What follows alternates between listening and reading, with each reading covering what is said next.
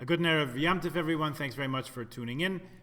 In this video, we're going to discuss the Lulav and Etrog, the Arba Minim, what they are, how to hold them, how to do the mitzvah of taking the four species, Al Natilas Lulav, and what to do during Halal. So stay tuned. Our guiding text for this is going to be two. The KST Mitzvah of the Four Species pamphlet, which we publish every year. You can get this online and or stop by the office and pick one up. And also this sheet that we have used in past years during davening, which has the pages from the Siddur that have halal, and they are marked for which directions to wave the Lulav and Etrog on which words or syllables. So we'll discuss all in good time. Now, we talked a little bit before about what the species are comprised of. So that is a lulav, that's a palm branch here. That is hadassim, this is the myrtle twig, which actually has a nice smell to it. And you'll see, as we discussed in the halachas, in the Kitzur Shulchan Aruch, that these are meshulash, as they should be. At each place on the stem, there are actually three branches growing out there. We take three of those. We have two brook willow branches here.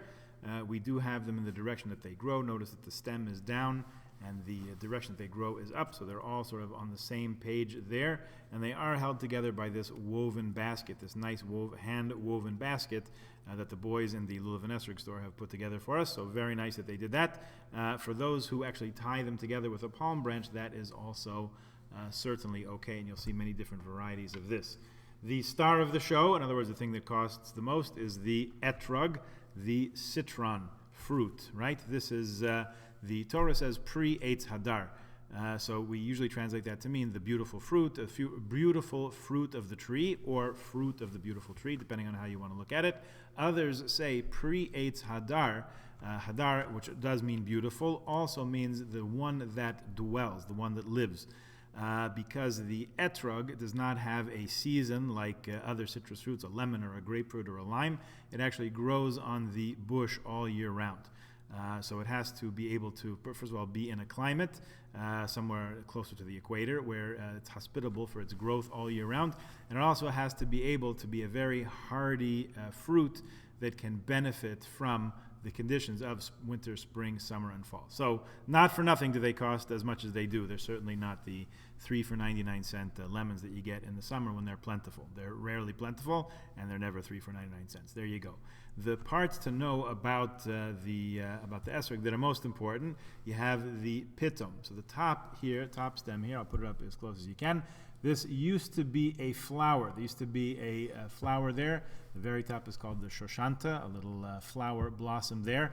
If you've ever seen an etrog tree growing, so of course, like most fruits, there is a blossom, and then the fruit grows behind it or on that bud or whatever it is. Eventually, the flower drops off. But this pitom, this little woody stem here, fleshy stem with a little dark spot at the top, that is the place where the flower grew. Now, some grow without it and some grow with it. If your etrog grew with a pitom, it's required to be there because the fruit has to be whole.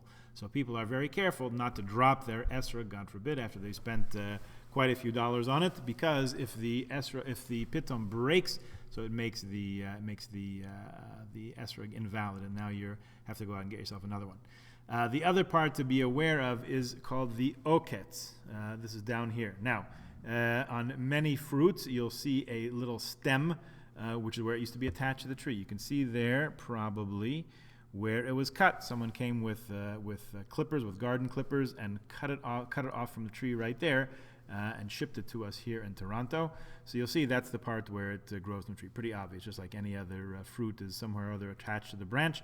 That's what this is. So that's considered the bottom. This is the top for our purposes, so keep those two in mind. So this is a greenish stem-like thing. That's a yellow-brownish stem-like thing. We have to keep track of which is which, because that's going to determine which direction we hold the etrog in. Let me read you what it says in the brochure here. It says, the verse in the Torah tells us, chapter 23, verse 40 of Leviticus, says, Ulkachtem lachem. As we mentioned in our study of Kitzur Shulchan Aruch, you should take for yourselves. You have to get your own four species. You can't borrow someone else's. You can't say, let me borrow that for a minute, do a mitzvah quickly. However, another person can give you theirs as a gift. and they can say, I'm giving you as a gift, conditional upon your return when you're done. So you take it, you take ownership of it, when you acquire it, when they give it to you and you take it into your hands. And then when you're done, you give it back to them, you return it to them, similarly as a gift. How do we hold it?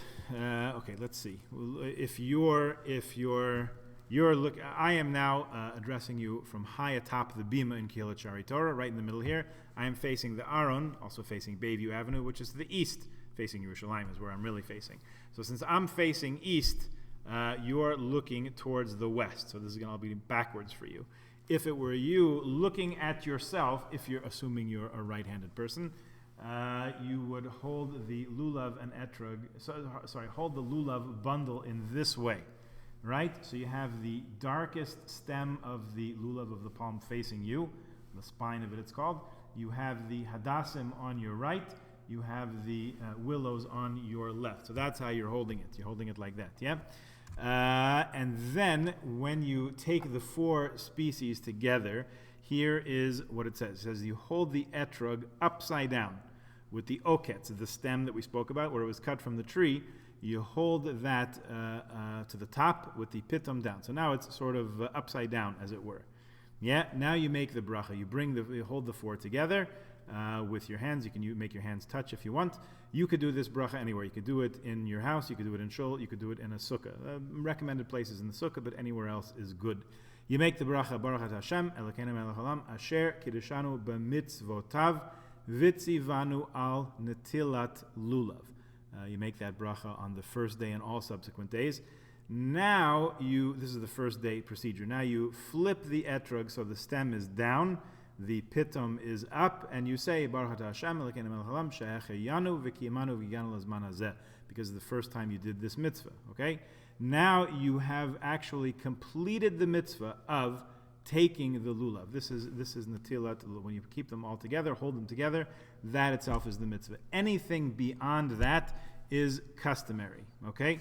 So the waving, or the na'anuim as it's called in the halachic literature, there are a number of customs of how to do this. So if you see somebody doing different, you're not obligated to tell them, even if you were right and they were wrong. Don't tell them if they're wrong. Don't go chasing them and telling other people what they should do. Take care of yourself first and see what happens after that. The Ashkenazic accepted custom is to do this way. Now remember, you're watching this in opposite. So the first is towards the east, towards Yerushalayim, right? If you were standing in the Beis HaMikdash and so on, which is in front of you. Some people do three. So 1, 2, 3 in that direction. Some people will actually bring the Lulav and Etrog back to their hearts at that time. Remember, it wasn't too long ago that we were clapping over here. We were pounding beating our breast, as it were, on Yom Kippur with the Al Chetz. So to bring it back and sort of involve the mitzvah that involves joy in that same spot, some people do that. Other people do 3 shakes in that direction. So a little shake like this, 2, 3 shakes. The first one in front of you. Second one, you'll go south, which is to your right. Third one should be behind you. Now, some people will do it like this. They'll do behind them, in other words, over the shoulder. Some people will do the 180 turn, and they'll shake in that direction. Both are acceptable and correct. I know, how can 2 different things be correct? That's the beauty of halacha. Elu ve'elu. Okay, the fourth one will be to the west, to your left, so you go that direction. Fifth one will be up, and then we'll go down.